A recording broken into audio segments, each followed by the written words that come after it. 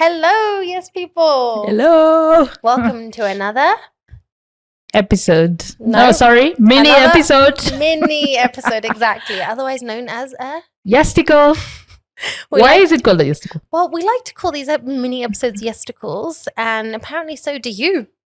You guys. You like to call them Yesticles. And I think sometimes they even call other things Yesticles that aren't Yesticles. But anyway. Like what? The name is catching on. I don't want to know.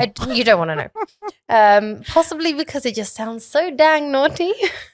But also because it makes sense, right? Like it's a small mini episode, something that comes in between seasons. Yeah. In this case, after season 4 and before season 5. Yes. So it's kind of like giving context to the just ended season, right? But it just gives me a lot of expectation because it has the word tickle in it. Exactly. So we have to tickle people. Damn it. Do That's we a lot of tickle? expectation. I think we tickle people. I hope we do. I hope so. Their ears, at least. And yeah, they serve to highlight recaps, to highlight like small topics we want to zone in on and like uncover some nuggets of gold. Yeah. And speaking of nuggets of gold, that's what we want to find as we sift through season 4 today.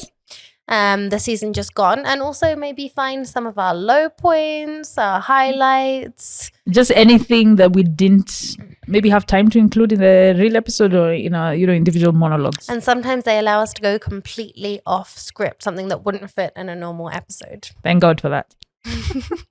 Because we all know I'm the one who makes the mistakes with the scripts. Usually. So yeah, do you like these episodes? The season 4. No, do you like these Yesticles? No, yes, of course. Yes. Yeah. But it's like I said, expectation of tickling people. The issue is that sometimes we actually forget what we did in a season. So I think what we can do today is like a season recap. Yes. Yeah? Look at the whole season, see what we learned or dude or bead. I love it. I wish those were the past tense of those words. So should we get on with it? Let's do it. I'm Claire. And I'm Akumu. And together we are the Yes Girls. So for season 5, the most important thing, not really the most important, but the most unique thing of season 5, because we like to switch and give a twist in each season. So the biggest thing we did for season 5. Season 4. Yeah, sorry, season 4. For We're season living 4, in the future. I know, I'm in the future. Back to the future. Anyway, so for season 4, the most important thing was we had a kid giving us feedback for what we said yes to. So at the beginning of each episode, before we each said yes, we said our experiences of saying yes, we had a kid giving us their feedback and their expertise on what they thought. Yeah, so we had 6 episodes in the season, but we actually had 8 yes kids because 2 episodes had 2. Each sharing their opinions. Some of them had very strong opinions. Exactly. And as you said, why did we do this? Well, firstly, we like to spice things up a little, but also, why kids? I think kids are just what do you call it? Like they're pure in the weird sense of the word, because they haven't been bogged down by the hardships of life, They're unadulterated. I love it. Yes. They're not concerned with those problems. They don't have issues with, taxes, KRA, TikTok, Reels. They just, and that's why they're closer to, to kind of like the truth. And we thought we wanted their kind of feedback on it. And they're also not, unlike adults, they're unashamed or unabashed in admitting when they don't know something. Exactly. But also anything they do know, even if they don't know, they'll just make stuff up. Yeah. and the most important thing they bring to any topic or any discussion is the beginner's mind. I think all of us will probably, like if you're talking about any particular topic, like you'll see from this season, we'd come with our expectations. Even the way we start our monologues, we start with, I came with this expectation. But these kids have none of that, which is beautiful. So the beginner's mind was something we really wanted to have. So sometimes they can be way off base, but we did coach them a little bit. Yes. For some episodes, we have to admit, okay? Definitely. Especially for some of the hardest topics, either by showing them a short video, either us or their parents did. Yes. Or giving them like a little intro of the topic in a sentence or two. But the opinions were theirs. We just gave them objective facts or showed them something so they could. I have to admit, one of them actually did research, but that's still beginner's mind, right? Yeah, because it was research for like a few hours, right? Yeah, and then that kid, I know which one you're talking about. Yes. Yeah, they probably ended up knowing more about the topic than we did. Yes, we did. Yeah. So the process birthed some new terms like cross-lick, which according to Celeste looks fun. Which episode was this? That was the cross-lick episode. Real name. Well, I think cross-lick sounds way more fun than CrossFit. Yes. So that was your niece. Yes. Yeah. So she had it as cross-lick. So that's a running joke that you'll keep hearing in all our episodes, the next seasons. Cross-lick. Then we also heard from Manuel. How it takes exactly 2 years to become an expert at something. How did he come up with 2 years? He was just very certain of it. You talked to him, right? Did he just come up with it? No, I said, so how long does it take to be an expert at photography? 2 years. It wasn't like, I wish. Maybe like something like some years. No, 2 years. No, I'm very interested to think of how he came up with the 2 years. Maybe the same day. This is why we had kids, because we can't understand their thought process. But maybe the same day the mother said, you need to have 2 years of learning. And then now the 2 years was in his head. Yeah, maybe he heard it somewhere. Yeah. That was interesting. So we also learned. Which one was your favorite? Apart from CrossFit. You can't have a favorite child. No, but you have a favorite opinion. Hopefully they won't watch this. Well, I mean, of course, Tristan the most interesting, Celeste I guess, my niece and nephew, but I did really enjoy Nepotism. How Riley went so into the topic and he properly researched it and took it very seriously. So Riley was the kid for the Yogi episode. Yeah. So through this process, I also learned how some kids actually know more about some topics than us. That was embarrassing. Yes. Or interestingly enough, they're able to condense it down into like a neater summary. Language. I think because they're not trying to impress you. They're like, oh yeah, plants, we look after them and protect them. Yeah, they're talking about something you've never thought about. Nurturing until that so that they can grow. No, just to the point. Yeah, that's a mind blow for you because you're the bad parent. Excuse me, I'm not a bad parent. She's the bad parent because she's the one who kills her plants. Too much love. Still bad. So yeah, Maria's definitely a better planned parent than I'll ever be. Still, I think what else kids bring to the with their opinions is a kind of aspect that us adults think about, but you've never voiced it. Like the Kizomba kids, they were like, I think they said like, "Ew, I wouldn't dance with a girl like that because it's too close." And somehow I've spoken to some people who started Kizomba and they realized why, like, this is the closeness so is too awkward, so it took a kid to bring that to light. We wouldn't say it. You wouldn't say it exactly because you just feel awkward by yourself. Exactly. Yeah. So I definitely think we learned almost as much from the Yes Kids as we did from the experts in some ways. That is shade to the experts. Maybe not about the topics. But at least about how to just be honest, open-minded, like just see things as they are, right? See things as they are. Don't try and make something that it's not.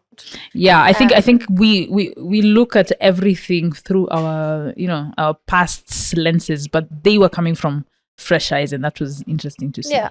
Yeah, exactly.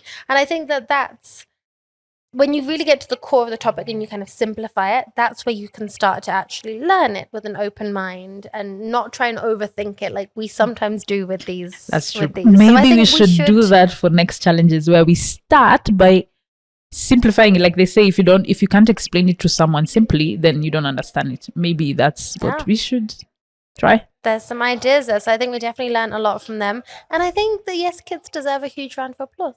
Yes, they do. Do you remember all their names? Oh my God. No. All of the yes kids, we love you.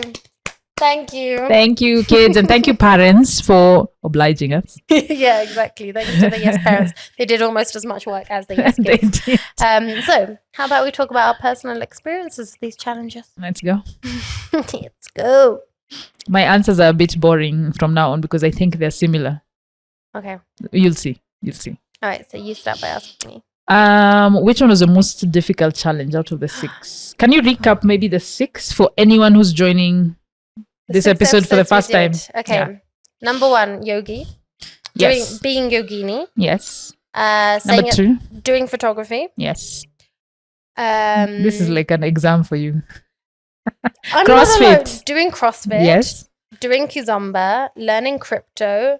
And then plants. And being plant parents. Yes. Yeah. So broad range of topics. Very kind of nice to have. Very either essential or very desirable today, like 21st century skills that everybody really would like to have ideally. Yeah. And even if they're not desirable, it's just a good to have, you know? Yeah. We all want to have them. So ironically, I think the one I found most emotionally draining, even if it didn't come across in the final recording, like genuinely difficult, was the plant parent one. No. I know. Yeah, I mean.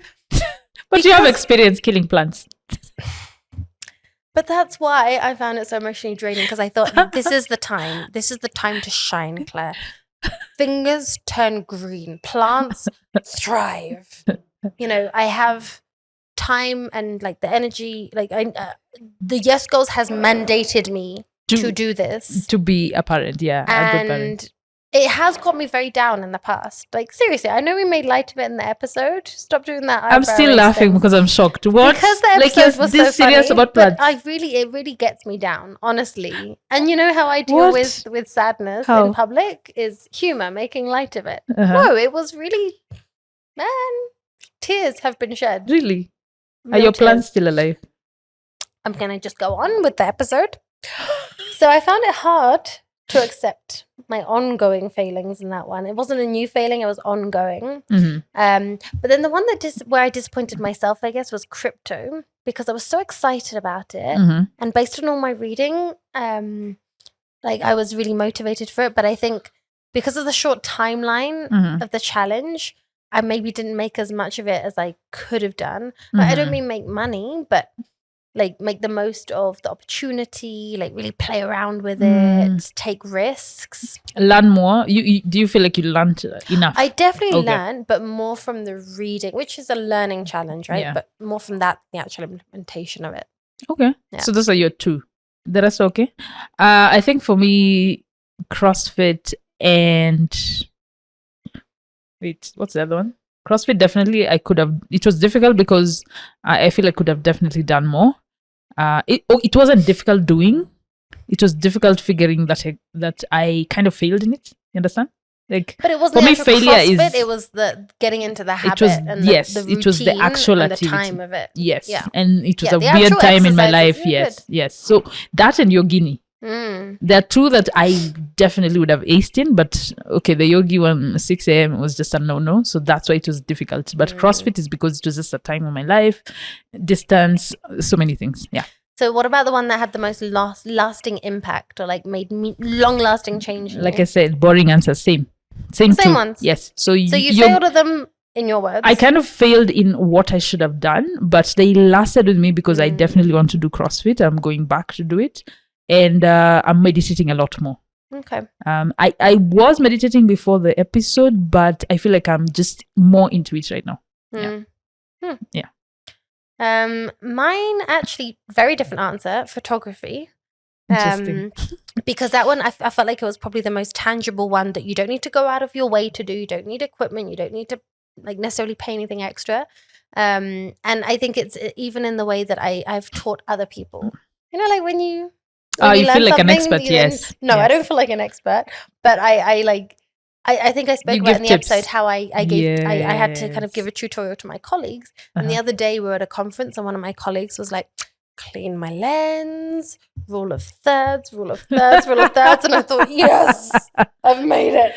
I've taught someone else into, that's awesome. You know, it's gone from Kagz to me to my colleague. Yeah, that's a very practical. Yeah. It's much more practical and applicable in a day-to-day setting without changing your routine or habits. Exactly. Makes sense. And what one would you have done? Which challenge would you have done differently given what you know now? The two, obviously.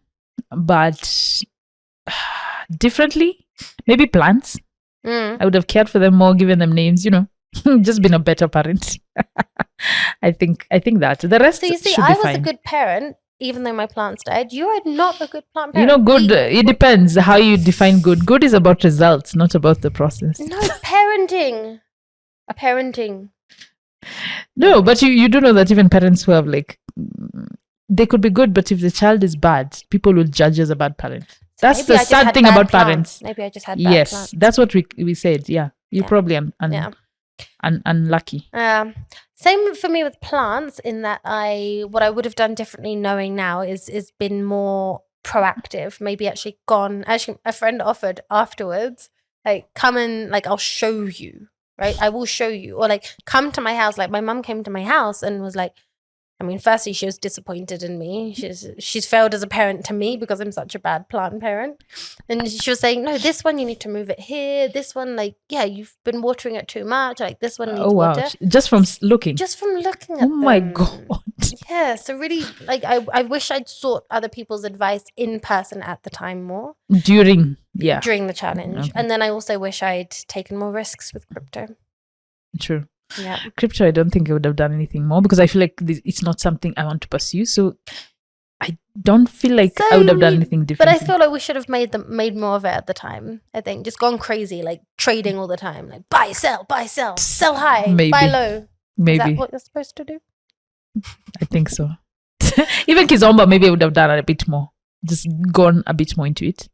But yeah, it still makes me feel awkward, honestly. Yeah, that's why that kid spoke to my soul. And he said, no, I cannot do this even if you're married. No. But I think we did go all in. We did go all in terms of willingness, and especially the learning about it and the research. Yeah. I enjoyed it. Yeah. Is it your best season? Trick question. It's I feel like the each season builds on the other. Oh please, this is what this is one of those questions where you ask a parent. All of you. Yeah, you ask a parent, who is your favorite kid? No, they're afraid to say. A favorite kid. Every parent has a favorite kid. Even I have a favorite season. Maybe I won't say it. But let's see what season 5 has in store. Okay. We also want to know what you thought of season 4. What episode did you love? What did it inspire you to say yes to do, be, learn, see, feel, experience, live? Yes, anything. It can even be as small as trying a new dish at a restaurant, or painting your nails. Or trying a new show on Netflix. This is what I always say. Yeah, exactly. It doesn't have to be new music.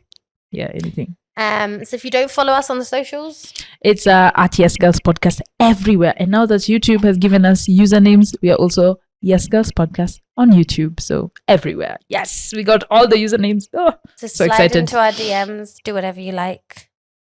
To us, to our socials. Be nice.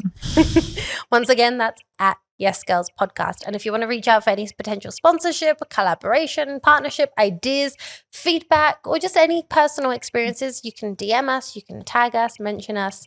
Everything goes.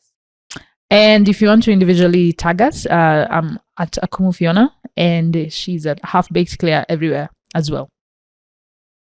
We'll be back on your podcast feed very soon with new content, some more Yesticles to tickle you or Akumu. Maybe I'll give her a tickle after hopefully this. Tickle you. We're busy preparing season 5 as we speak, and it's going to be big and it's going to be fresh. Mm-hmm. Was that a clue? No. Big and fresh is just okay, you're going to eat fresh mangoes. I don't know. That's so no, big. We're not saying yes to There's no clue yet. Fresh mangoes. Yeah. But in the meantime, see you next time. I'm Claire. And I'm Akumu. And we are the Yes Girls!